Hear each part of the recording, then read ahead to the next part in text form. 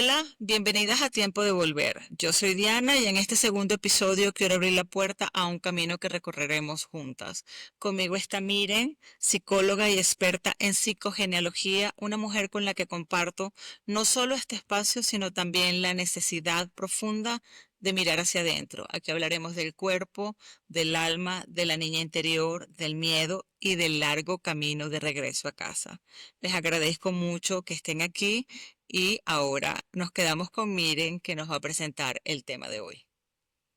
Hola, estoy muy contenta de estar aquí otra vez con ustedes y la verdad es que hoy me gustaría platicar un poquito y hacer como el conjunto de lo que platicamos la vez pasada, que hablamos un poco de esta niña interior, de la primera herida de la infancia, ¿no? O sea, de cómo el apego con nuestros papás puede influir en nuestras relaciones actuales, ¿no? Y en cómo nos desarrollamos en el día a día. Y hablábamos también un poquito de quién éramos cada uno antes del miedo, ¿no? Antes de este miedo a no ser incorporada en el sistema, ¿no? A no ser aceptado, ¿no?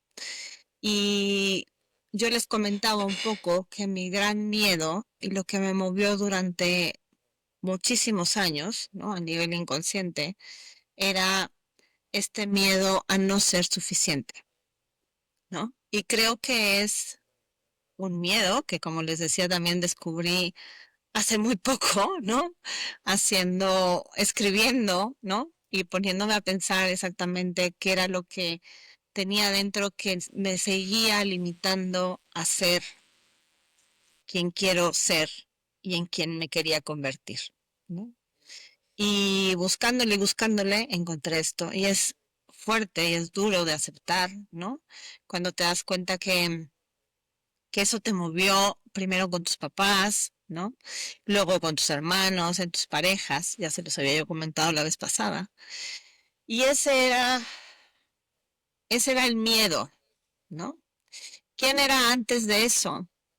Pues yo recordándome y haciendo las paces con mi niña interior, creo que era una niña apasionada, que vivía intensamente las emociones y tal vez eso no era bien aceptado, ¿no? Al 100%. Que decía siempre lo que quería, ¿no? Lo que deseaba. Yo de chiquita creo que seguramente exigía muchas cosas, ¿no? Y tal vez me fui como acoplando, ¿no? ¿Quiere decir que tú eras una niña que sentía mucho? Sí, exactamente, creo que hasta la fecha, o sea, puede ser que muchas personas que me conocen me puedan catalogar tal vez como intensa, por Ok. decirlo así de alguna forma, ¿no? Y tal vez no es que sintiera mucho, sino realmente creo que estoy muy conectada con mi deseo, con lo que quiero. Y bueno, ahí voy a meter otra información que soy apasionada de la astrología y entonces eso me ayudó un poquito más a entender por qué estaba yo tan conectada con lo que deseaba, por qué eso de lo que quiero me mueve tanto en la vida, ¿no? Y lo dejé de hacer muchas veces por esta parte y este rol, ¿no? Que adquirimos para ser aceptados o amados, ¿no? Sobre todo en el círculo donde crecemos, ¿no? O nuestro sistema familiar como tal, ¿no? Tú, Diana, ¿quién eras antes del miedo? Hablaba mucho, preguntaba todo y ciertamente sí recuerdo ser una niña que sentía mucho. Tanto sentía que cuando estaba muy emocionada me daba fiebre. Fiebre de pollo, evidentemente, no era una fiebre preocupante, pero era tanto mi sentir, tanta mi emoción que me daba fiebre. Wow.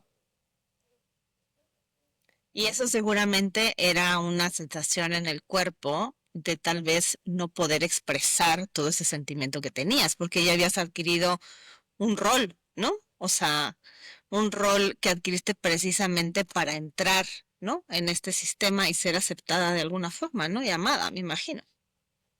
Yo imagino también que algo de eso debe haber. Entonces, podríamos hablar un poco de que muchas veces ese miedo, ¿no? Eh, fue como una máscara, ¿no? O sea, actuar con ese miedo fue como ponernos una máscara, ¿no? Y nos convertimos tal vez unas en niñas buenas, ¿no? Otras en complacientes, otras en responsables, ¿no?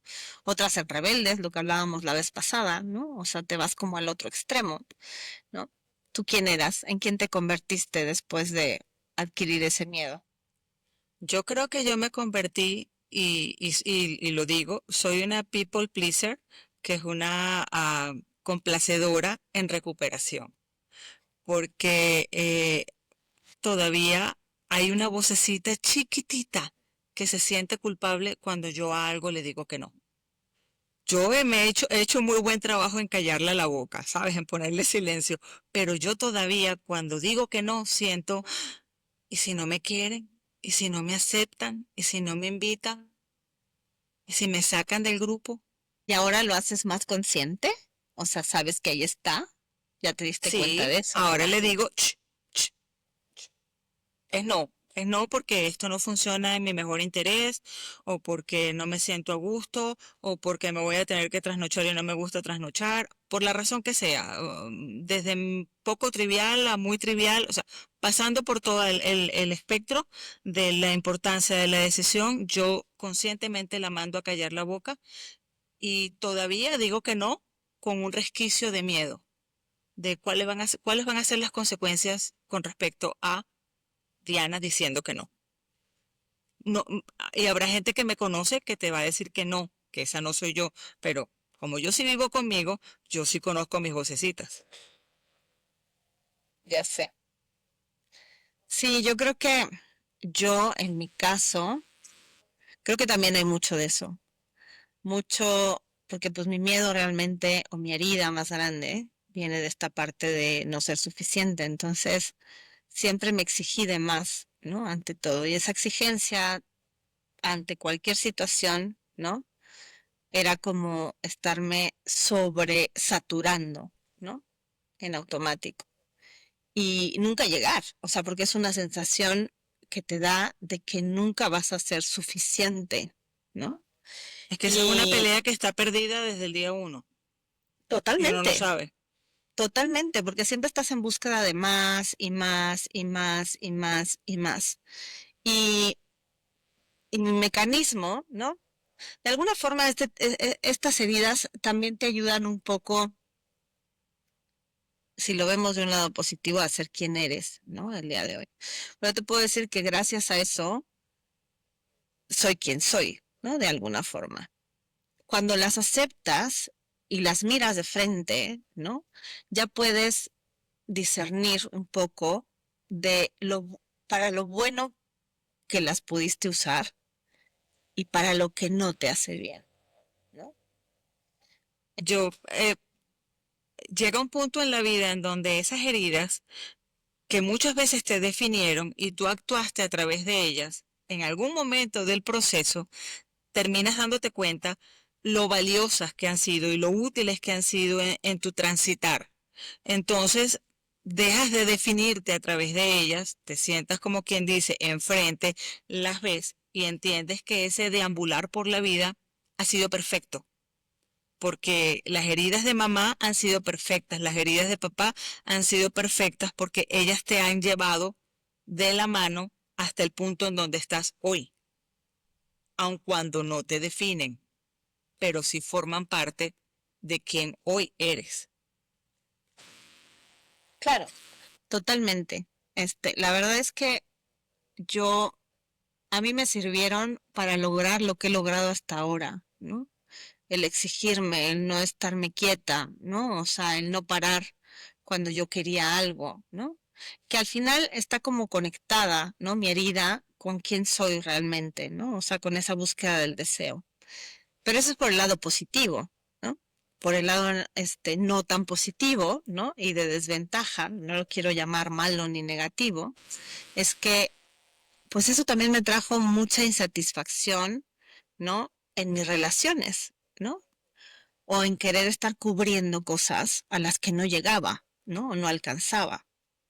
y también estaba conectado con mi propio amor hacia mí, ¿no? Y te lleva a actuar de una manera que nunca te sientes satisfecho con lo que haces, ¿no?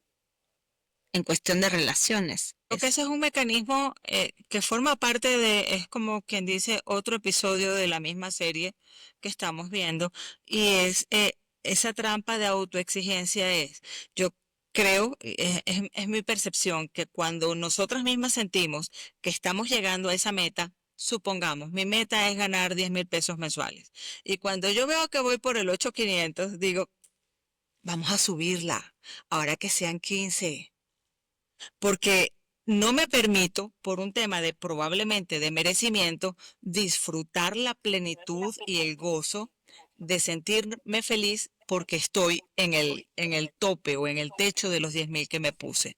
Yo creo que las mujeres hacemos mucho eso. Por eso es que rebajamos 10 kilos y después decimos, ya rebajé los 10 kilos, ahora voy a rebajar 12, dos más. ¿No? Y nunca estamos Sí, contentas.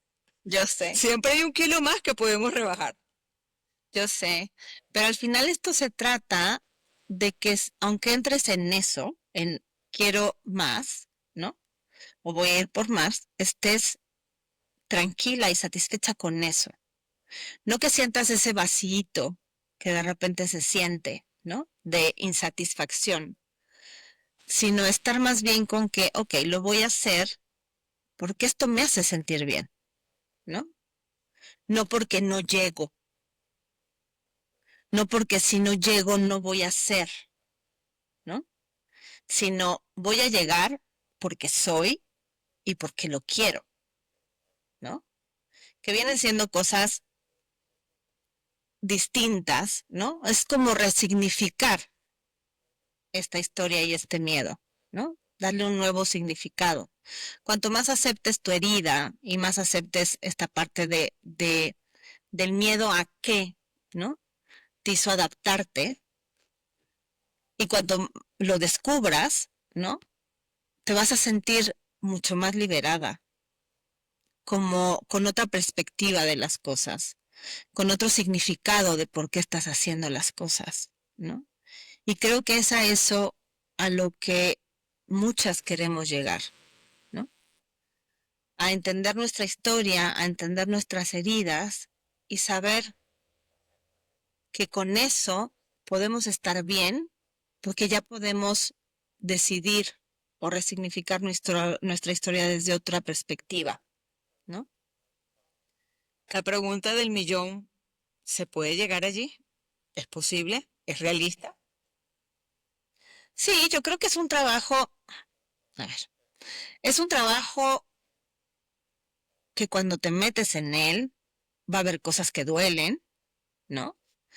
Va a haber cosas que no seas capaz de mirar, ¿no? Pero tienes que saber que después de ese dolor, ¿no? Va a haber algo diferente o lo vas a poder ver desde algo diferente. Es como enfrentar el dolor, o sea, enfrentarlo y verlo para poder hacer consciente muchas cosas, ¿no? Es como ir en un túnel y pues está oscuro en el momento. Entras, decides entrar en el túnel porque quieres llegar al otro lado, ¿no? Y sabes que en el otro lado pues va a haber otra cosa, va a haber luz, ¿no? Etcétera, etcétera. Entonces tú entras en el túnel. ¿Quieres ir despacito o quieres ir rápido para pasarlo? Haz un trabajo sobre eso. Busca, ¿no? Intenta conocer de dónde vienen tus acciones, ¿no? Ante las cosas que haces. Y así vas a salir mucho más rápido del otro lado, ¿no? No es tal vez sanar como tal, es simplemente aceptar, ¿no? Lo que sucedió y que fue de la mejor forma para que tú fueras quien eres hoy. Porque al final no es buscar como la felicidad absoluta, ¿no? Porque eso está dentro de cada uno. Es más bien el encontrar estar en paz con uno mismo, con lo que está haciendo en el momento, ¿no? Para quienes han transitado etapas como esas, yo lo he hecho, Para mí han sido como una especie de sincronía divina. No se puede ir más rápido, no se puede ir más lento. Básicamente pareciera que hay un proceso de abandono del control en donde hay una dinámica propia que no necesariamente tú controlas. Y parte del proceso es rendirse a que no estás en el control, sino que eso lleva a un proceso que escapa inclusive hasta a tu entendimiento, a tu raciocinio. Y tú tienes que ir navegándolo, obviamente cuando estás en dolor, como vas pudiendo, y sencillamente al final, cuando miras hacia atrás y conectas los puntos, te das cuenta que pareciera que tú no estabas en control, sino que había una sincronía que escapaba de tus manos. Esa es mi experiencia. Pero ¿cómo atravesaste, cómo te enfrentaste a ese dolor? Bueno, hubo situaciones a los que seguramente pues, son de la vida, ¿no? Y ahí te las pone y tú tienes que enfrentarlas y eso te va a causar un dolor, ¿no? El punto es que cuando estás en ese dolor, verlo desde ¿para qué está pasando esto? ¿No? Y siempre es para darnos cuenta de algo, para aprender algo normalmente, ¿no? Cuando te preguntas por qué te estás poniendo en una posición de ¿por qué me pasa esto a mí? ¿No? Ay, no, no debería de ser así porque yo soy muy buena, ¿no? O yo soy X o yo soy Y, ¿no? Y eso es ponernos un poquito en en el filo del victimismo, ¿no? Podría yo llamar así.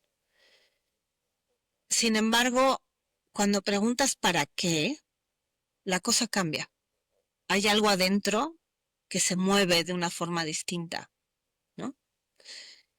Y muchas veces efectivamente, no todo está en nuestro control. De hecho, nada, diría yo, que está en nuestro control, ¿no?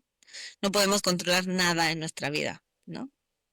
Ni siquiera me podría apresurar a decir que ni siquiera nuestras propias acciones están en un total control.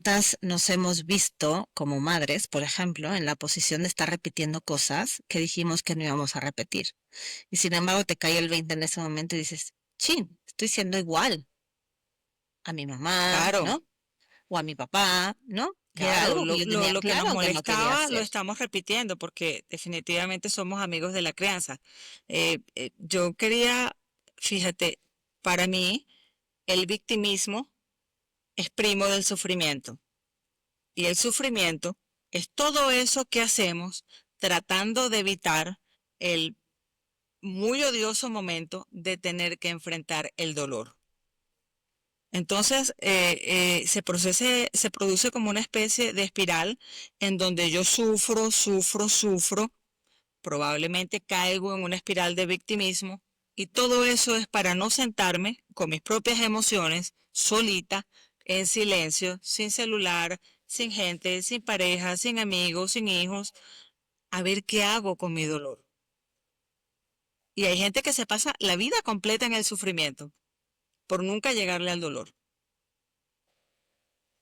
Creo que le diste en el clavo, Diana. Así es. Porque una cosa es sufrir y estar en este estado de sufrimiento, ¿no? Que no es dolor, porque al final el dolor es algo más profundo. O sea, el dolor es darte cuenta y que te caigan muchos veintes, ¿no? Y el sufrimiento es el estar en un estado de víctima, ¿no? Victimizándonos de las cosas que pasan. Sí, el famoso pobrecita. Exacto. Yo pobrecita, el pobrecito, todos pobrecitos. ¿Y qué estamos haciendo con eso? Nada. Simplemente seguimos sufriendo, ¿no? Cuando pones una acción en ese sufrir, cuando empiezas a preguntarte, ¿no? ¿Para qué me está pasando esto a mí? ¿Qué es lo que necesito ver que no puedo verlo, ¿no? O lo que necesito tocar, que en este caso es el dolor, que no puedo tocar. Entonces tú dirías que el antídoto, o mejor dicho, la primera dosis de antídoto para el dolor es buscarle un propósito.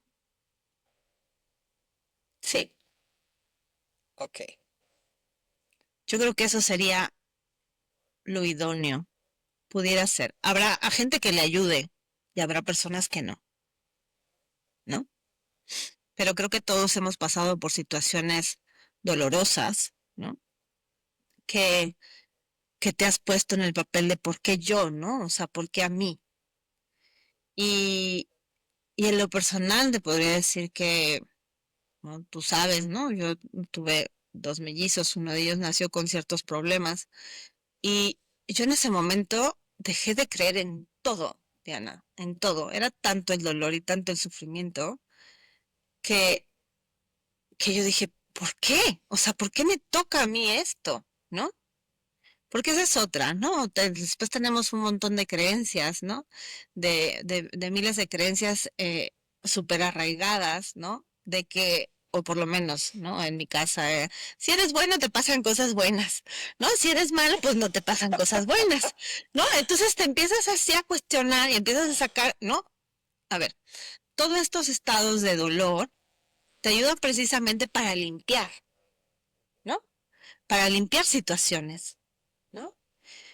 Ya bien lo personal, yo tuve que soltar el control y decir, pues esto no está en mis manos. Y no es porque yo haya sido una mala persona, ¿no? Sino hay un propósito mayor de lo cual esto me toca. Y bueno, Tú, ya tú después te pudieras metes en... decir, tú pudieras decir, y es un tema en el que no me voy a extender, que esta idea de a las personas buenas le pasan cosas buenas, luego entonces si me pasan cosas malas es que entonces yo he sido o estoy siendo mala y que aquí lo que hay es un paraguas para la culpa. Pero son creencias que nos van marcando. Y otra vez regresamos a lo mismo. Son creencias que nos van haciendo adquirir roles, ¿no? Como personas. Y en base a esas creencias, vamos actuando también en la vida, ¿no? Qué padre sería poderlas limpiar, pero para eso tienes que hacerte consciente para poder limpiar estas creencias, ¿no? ¿Ok? A mí no me cayó el 20 hasta que no pasé por esa situación en específico, ¿no? Que esa creencia estaba ahí atrás, ¿no? En mi cerebro machacándome todo el tiempo, ¿no? Porque es algo que está en el inconsciente, muchas veces. Cuando empiezas a rascarle, ¿no? Entonces ahí te das cuenta que, ¡pum!, bota, ¿no? Y sale, ¿no? Y no sé, yo creo que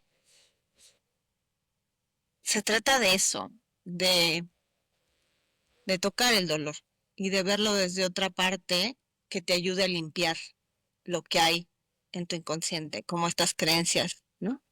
Que te limitan y que al final están totalmente relacionadas, muchas de ellas, a sentir culpa, ¿no? ¿Ok? Y al Es que la, final, la culpa, bueno, no sé, yo tengo un set de ideas muy particulares. Yo siempre digo que el infierno debe ser un lugar en donde hay mucha culpa. puede ser. No hay agua caliente, no hay pailas llenas de aceite hirviendo. Lo más probable es que haya mucha culpa.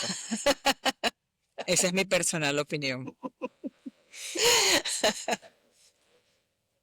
Piénsalo. Bueno, Piensa yo sé, un sí, lugar lo que pasa es que en donde revivas y revivas y revivas la situación o la decisión que te produjo la mayor cantidad de dolor a través, o sea, como vehículo con la culpa en tu vida. Imagínate ese lugar. Despertarte sí, todos los claro, días a vivir lo que más te duele, que está conectado a la culpa. claro. De hecho, la culpa está relacionada con muchas otras cosas, ¿no? La culpa está relacionada también con ciertas enfermedades que padecemos a nivel de cuerpo, ¿no?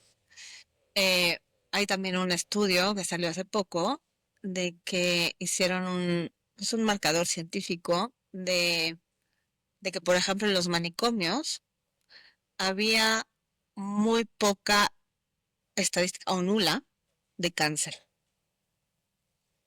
Ah, caray, esa no me la sabía. ¿Y tú sabes a qué se debe esto? Precisamente a que pues, la gente que está en un manicomio, normalmente pues estás fuera de tus facultades mentales, tú no estás sintiendo culpa, en ningún momento. Ok. Estás desconectado totalmente, de hecho, de emociones. Entonces podríamos hablar que tal vez el cáncer está totalmente relacionado con un tema de culpa, ¿no? No Y resuelto. sí, tiene mucho sentido. Yo Exacto, recuerdo que una vez dependiendo. hice una investigación con respecto, voy a hacer el cuento lo más corto posible. Fue una investigación con respecto a compositores de música clásica. Y entonces una de las cosas o una de las variables que manejé en el trabajo de investigación fue tratar de entender de qué habían muerto. Obviamente topé con pared porque las causas de muerte no estaban claras y no habían registros, etcétera, etcétera. Pero fue la primera vez que como para considerar que esa pudiera ser una variable válida, que empecé a investigar el tema de las emociones y las enfermedades. Y ahí fue donde empecé a entender, y tú de eso sabes, porque eso está conectado con la biodescodificación, que las enfermedades no son enfermedades per se, sino que es una emoción o mal sanada o no enfrentada o no, valga la palabra, terapiada y que parece mentira, terminas teniendo esa enfermedad, pero realmente su origen fue una emoción reprimida, no, ah, no expresada. Sí, normalmente son emociones no expresadas o no, o que no se pudieron desarrollar, ¿no? O sea, decir, comentar, ¿no? Y sí, bueno, la biodescodificación habla muchísimo de este tema, ¿no? O sea, de hecho en eso se basa, o sea, de que todas las enfermedades son por un conflicto emocional no resuelto, ¿no? Conflicto de muchos aspectos, ¿no? Y, y es impresionante como cada vez, porque antes estábamos muy acostumbrados a los médicos y demás separaban mucho, ¿no? Todo este tema del cuerpo, ¿no? Y la mente, ¿no? Ujú. Y cada vez se han ido integrando mucho más y nos hemos empezado a dar cuenta o a ser más conscientes de que al final somos seres integrales, o sea, seres que somos físicos, somos mentales, somos emocionales, y quisiera añadirle uno más que también tiene que ver con lo espiritual, ¿no? Y Ok. entonces todo esto, ¿no? Se junta para tener experiencias, ¿no? En este estado humano, ¿no? O en este estado, este, de materia que tenemos, ¿no? Y, y al final las emociones, ¿no? Están relacionadas con con lo, cómo vemos, cómo actuamos y cómo lo percibe nuestro cuerpo. También es importante saber que lo primero, o sea, el cuerpo percibe antes cualquier cosa que la mente, ¿no? El cuerpo percibe antes cualquier sensación que nos está generando eh, y tiene una reacción, ¿no? Ante muchas cosas. Y una reacción Igual me desvió. completamente física, ese tirón que sentimos en la boca, el estómago, de repente cuando conocemos a alguien y tú dices, es que no me gusta. Y normalmente en este mundo tan racional en el que estamos acostumbrados a vivir, tú dices, va, no lo puedo tomar en cuenta porque ¿cómo justifico yo que esto me dio un tirón de estómago o me dio ansiedad? ¿Cómo lo justificas racionalmente frente a un grupo de personas para decirle, es que no me gusta el candidato, por ejemplo? No lo puedes hacer, porque en nuestro lenguaje moderno no está permitido decir es que oía mi cuerpo. ¿Cómo? Es que estamos, de cierta forma, estamos desconectados, ¿no? Desconectados otra vez y volvemos al punto por pertenecer, ¿ok? Entonces nos autolimitamos muchas veces de lo que sentimos o de esa llamado intuición, ¿no? Que podemos tener de las cosas por, es que qué van a pensar, ¿no? Si nada más digo, es que sentí, otra vez regresamos a la parte de no sentir, ¿no? Porque, porque, porque como que los sentimientos estaban mal vistos, ¿no? Y siguen estando mal vistos, porque regreso nuevamente a decirte, pues era una mujer intensa, ¿no? O seguramente era una niña muy intensa, ¿no? Y me taponeé por pertenecer, o sea, por no ser, ¿no? A mí me Entonces, daban agua de lechuga para que me calmara y para que me callara, porque hablaba hasta por los codos y todo preguntaba y todo era por qué, cómo, cuándo, dónde. Cualquiera de nosotros lo sabe que tenga niños que viene la pregunta inicial y después esa es una conversación que puede durar fácil 2 horas porque viene la repregunta. Entonces no era un cuento de nunca acabar. sí, pero regresamos a esta parte de desconéctate, ¿no? Para no sentir, que al final el sentir en el cuerpo es lo primero que te va a marcar si te sientes bien, si te sientes mal, si estás a gusto, si esa persona no te latió, si tienes como esa pequeña cosita que te dice, sí, por aquí es, ¿no? O sea, el cuerpo reacciona mucho antes, por ejemplo, cuando hay un accidente o cualquier cosa, el cuerpo reacciona antes que tu mente, ¿no? Y, y esto es una señal, ¿no? Es una señal de que debemos de volvernos a conectar, ¿no? A esta sensación, a esta intuición que después está como más vista en cuestiones más esotéricas y demás, que es la intuición, pero la realidad es esa sensación de que tu cuerpo sabe lo que necesita, ¿no? Y sabe lo que te conviene, ¿no? Y sabe por dónde tiene que ir. Por eso los niños, cuando son chiquitos, perciben tanto, porque ellos están muy conectados con su cuerpo, ¿no? Ellos tienen hambre, lloran, aunque no lo sepan decir, ¿no? Ellos sienten angustia, lloran. Ellos sienten desprotección, lloran, ¿no? Sienten que están protegidos, ríen, se sienten seguros, ¿no? Pero es a través de lo que percibe su cuerpo, porque ni siquiera saben hablar, ¿no? O sea, tampoco no No, tienen claro, es esa que ni conexión de poder siquiera pensar. nada de eso tiene nombre. Ellos ni siquiera no han entrado todavía en el mundo del lenguaje y sencillamente son sin filtro. Ellos sienten y expresan en el acto. Exacto. Entonces, qué importante es, ¿no? El poder estar, conectado, ¿no? Otra vez regreso con esa niña que sí estaba más conectada todavía con sus propias emociones y sus propias necesidades, ¿no?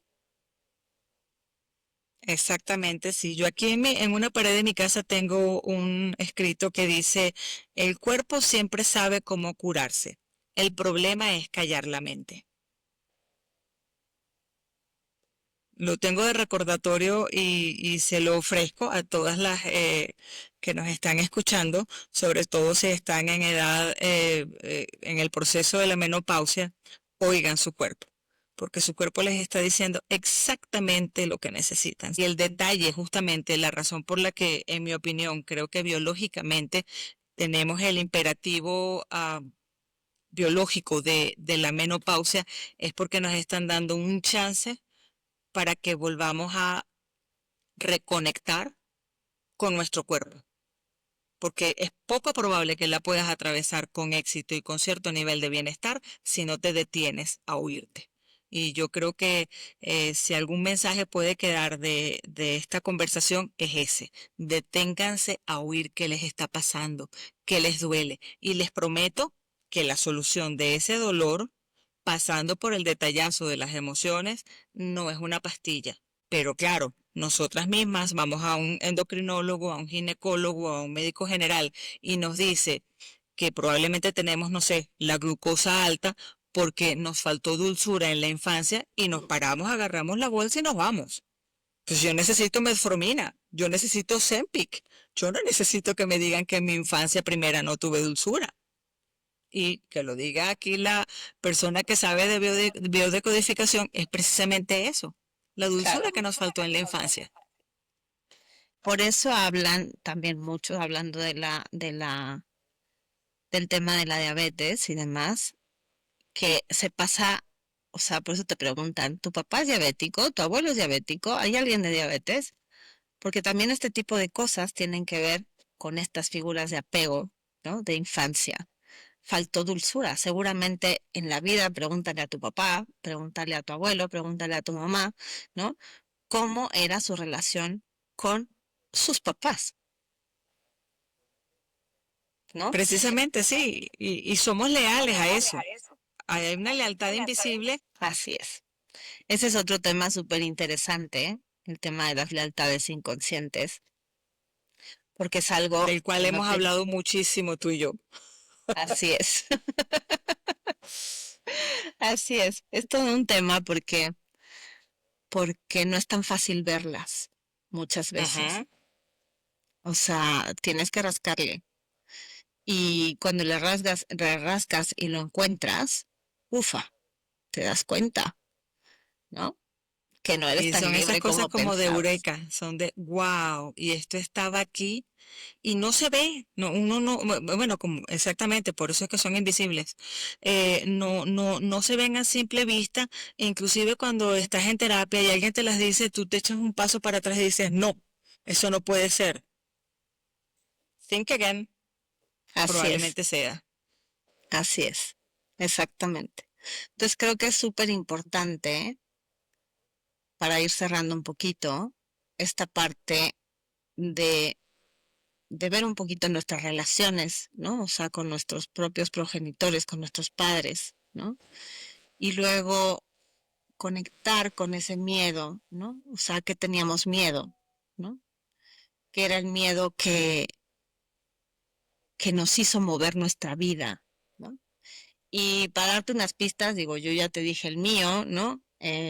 Pero puede haber miedos a no ser amado, a no ser aceptado, sobre todo, a no ser suficiente, ¿no? A que no me vean, ¿no? A que no me escuchen, ¿no? Hay muchas clases de miedo que se pudieron haber originado en la infancia, ¿no? Eh, a no ser reconocido, ¿no? Entonces es simplemente que igual y nos echemos un clavado a rascarle un poquito, ¿no? En nuestro interior y hacernos esa pregunta, ¿no? ¿Quién era yo antes de que apareciera mi miedo? ¿Y a qué es lo que realmente le tengo miedo? ¿No? ¿Qué es ese miedo que hizo moverme? Quiso ponerme máscaras, ¿no? A quien yo soy. Muy bien, entonces yo creo que por hoy podemos cerrar y la pregunta que voy a dejar en el aire es precisamente lo que seguramente va a ser el título de este episodio. ¿Quiénes éramos antes del miedo? Y yo continuaría el ejercicio para que nos preguntemos qué hay detrás de ese miedo. Exactamente a qué le tenemos miedo, a no ser entendidas, a no ser vistas, a no ser reconocidas, a no ser amadas, a no ser aceptadas, a no pertenecer, A que a se no más fueran. encajar, a que nos abandonaran, a que nos traicionaran, a que nos trataran en forma injusta.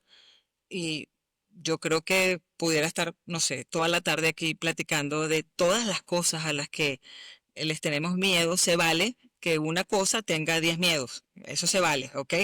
Poco a poco los iremos desenredando, pero se vale que una cosa te produzca 10 miedos y que otra cosa te produzca 5 o 20. Aquí cada quien es un mundo, Sí, ¿ok? Muchísimas gracias, gracias, miren. ¿Qué te parece gracias, si nos Diana. vemos la próxima semana? Claro que sí. Ok, te mando un Gracias. beso. Bye. Know exactly what to